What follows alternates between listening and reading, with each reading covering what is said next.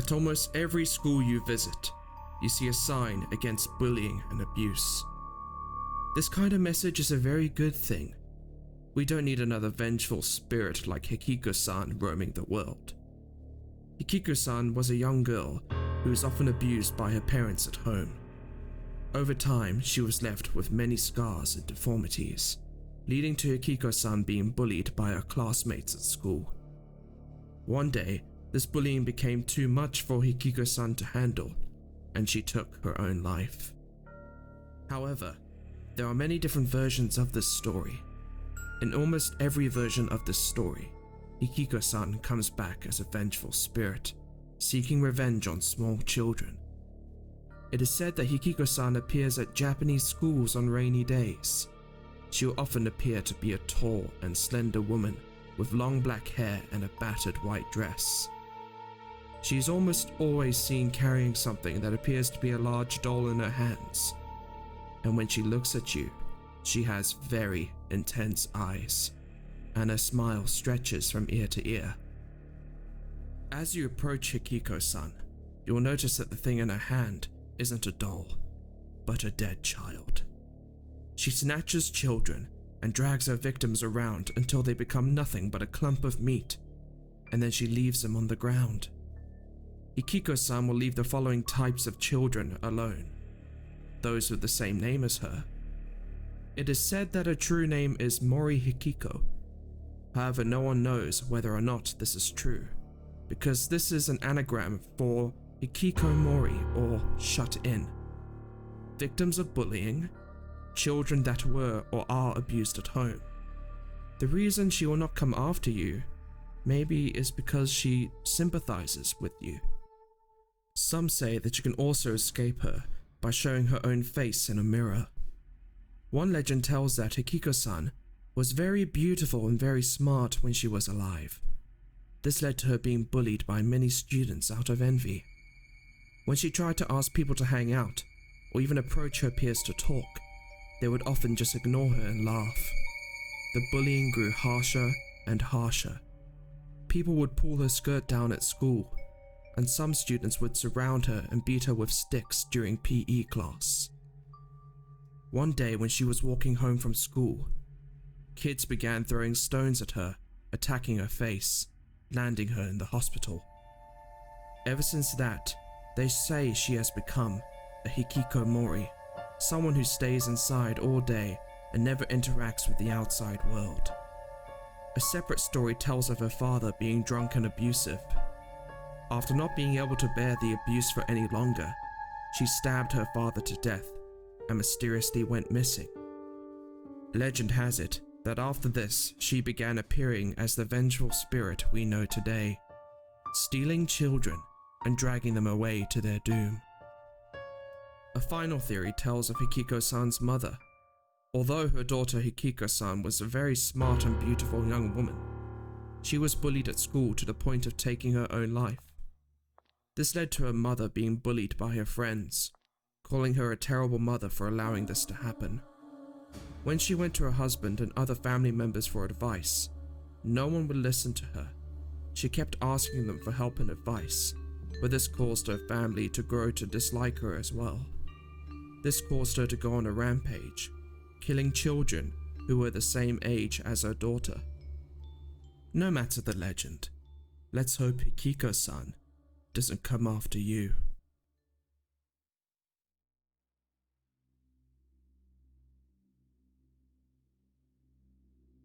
The legend of Kayako comes from the movie The Grudge, or Ju-on in Japanese. It is about the ghost of a woman who was tragically murdered by her husband and came back as a vengeful spirit. Kayako is usually described as a woman with long black hair, covering her pale face and having disturbingly wide eyes. Her movements appear to be very twisted, and sometimes you can even hear the crunching of her bones, while others say you can hear a terrifying death rattle emanating from the back of her throat. It is said that she is stuck on this earth because of the Ju-on curse. The curse states that when someone dies in the grip of a powerful rage, they will return once again seeking revenge, killing whoever stands in their way. When Kayako was young, Her parents rarely gave her attention and often neglected her. She was a very lonely young woman without any friends, and she was often made fun of at school. Kayako spent most of her free time with her black cat and was highly antisocial. As she grew older, she met a man and she truly felt he was the only person who cared about her. They lived a relatively normal life together and raised a boy named Toshio. One evening, her husband came across her diary, which was hidden somewhere in her bedroom. In the diary, Kayako talks about an unrequited love for her high school sweetheart, who now has become her son's teacher at school. Back when she was in high school, there were rumors going around that Kayako was going around placing curses on the women who were with this man she had feelings for. Upon reading Kayako's diary, her husband became certain that Kayako was having an affair with this man. When Kayako came home from work that night, her husband violently beat her and stabbed her with a knife whilst her son watched in fear the entire time. With the little bit of life she had left, Kayako tried to escape her husband, only to trip in a pool of her own blood, causing her to break her leg. She tried as hard as she could to climb up the stairs so she could call for help, but her husband grabbed her and snapped her neck. Still alive, Kayako laid there paralyzed, continuing to suffer. The only sound she could utter was this horrifying rattle on the back of her throat. According to legend, her husband carried her body to the attic, placed her in a bag, and left her there to die a slow and painful death. In a rage and unable to satisfy his thirst for vengeance, the husband stuffed their son's body in a closet, only after grabbing him and brutally drowning him in the bathtub. Due to the horrible way Kayako was murdered and the powerful grudge she held, she came back as a vengeful spirit, killing her husband by strangling him with her long black hair. With little to no evidence, Japanese police thought that the man had murdered his own family, then took his own life. From that day on, it is said that Kayako still haunts the house in which she died. If you ever find that place, you may just hear the rattling coming from Kayako's throat.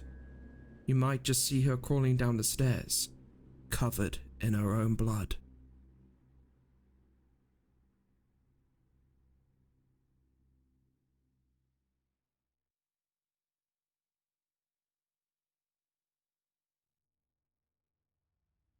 The legend of Sadako comes from the movie The Ring, or Ringu in Japanese. The movie was based off a book written by Koji Suzuki in 1991. The story tells of the vengeful spirit of a young girl who appears on a cursed videotape. Legend has it that when Sadako was young, she was a very lonely and depressed child. She rarely spoke to other children and spent most of her time alone. Her mother was also said to be a psychic, and she often participated in experiments conducted by a researcher named Dr. Fukurai. The doctor conducted several experiments, and when he published his findings, many people labeled Sadako's mother a fraud. They would say that she was faking her abilities and harassed her because of it. Sadako's mother was so upset about all the criticism and bullying that she decided to take her own life. This left Sadako to become very devastated and even more alone in this world. Her father took her in and they both lived together on a remote island off the coast of Japan for a while. As she grew older, her powers began to grow stronger.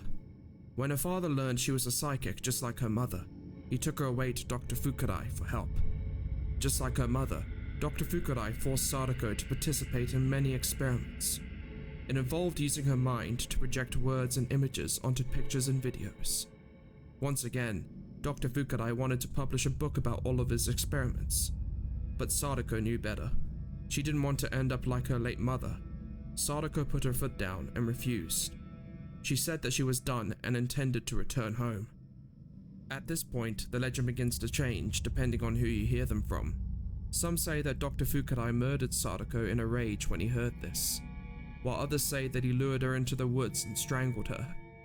In both versions of this story, he takes her body to a well near the hospital and throws her down, only to seal it up with large rocks. What the doctor didn't know was that Sadako wasn't completely dead. She woke up trapped in the well. She tried as hard as she could to get out, but nothing seemed to work. She broke most of her nails and bones trying to get out of it. It is said that she survived 7 days, and on the final day, she used all of her strength and hatred she had left to take revenge out on the world. She used her powers to put a curse on a videotape. This tape consists of a bunch of disturbing and odd images, and when you watch, you will begin to see a woman dressed in a hospital gown with long black soaking wet hair and pale cyanotic skin. They say if you watch this video, you will die in 7 days. The only way to break the curse placed upon you is to take the videotape, make a copy of it, and give it to someone else. According to the novel, the curse is actually a smallpox virus mutated by Sadako. The virus creates a tumor in the victim's throat, and after 7 days, they die of a heart attack. The virus is also said to contain a strand of Sadako's DNA, which can be fertilized and led to a resurrection. In the films, after the victim is done watching the cursed tape, their phone will ring, initiating the start of the curse. If anyone takes their photo, it will appear distorted, showing another sign that the curse had been placed upon them. The victims have 7 days to reverse the curse by copying the tape and showing it to someone else, or Sadako will appear and kill them. This story is allegedly based off a real girl named Sadako Takahashi who was psychic and lived in Japan during the early 1900s. She possessed the ability to project words and images onto film. This is referred to as ninsha in Japanese and thoughtography in English. In 1931, Takahashi was studied by psychologist Tamakichi Fukurai for his book titled Clairvoyance and Thoughtography. Fukurai was an assistant professor of psychology at Tokyo University and a firm believer in the supernatural. Fukurai also worked with psychic Shizuko Mifune, who inspired the backstory of Sadako's mother. The book that he published outlined his theories about the paranormal. Unfortunately, his theories were unpopular, which resulted in him resigning from his post at Tokyo University in 1919 so he could continue his studies.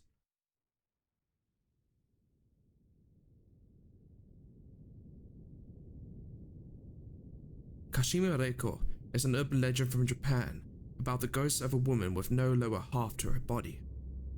A fair warning before proceeding. They say that if you hear this story, Kashima Reiko will appear to you within the next month. So here's your opportune moment to click away. If you do hear this story and want to stay safe from the curse, they say this story must be passed on within 3 days of hearing it. If she does appear to you, there are ways to make her disappear on the first and second nights. But if you haven't passed the story on by the third night, your doom is inevitable. The legend has been around in Japan since the late 1970s. Because of this, many versions of the story have arisen. Version 1. There is a female ghost with no lower body that will appear to you during the night while you are sleeping. She will then ask you the following question. Do you need your legs? If you say no, she will rip off your legs one by one. The only way to survive this is to yell, "Kashima-san," 3 times. If you do not, an entirely death unfortunately awaits you. Version 2. In the 1970s in Sapporo, Japan, the legend of a woman with only 1 arm and 1 leg, named Kashima-sama, began to circulate. There is a shrine in a place called Kashima in Ibaraki, Japan. It is dedicated to a god who governs over water. There are many soldiers who visited this shrine before going into battle.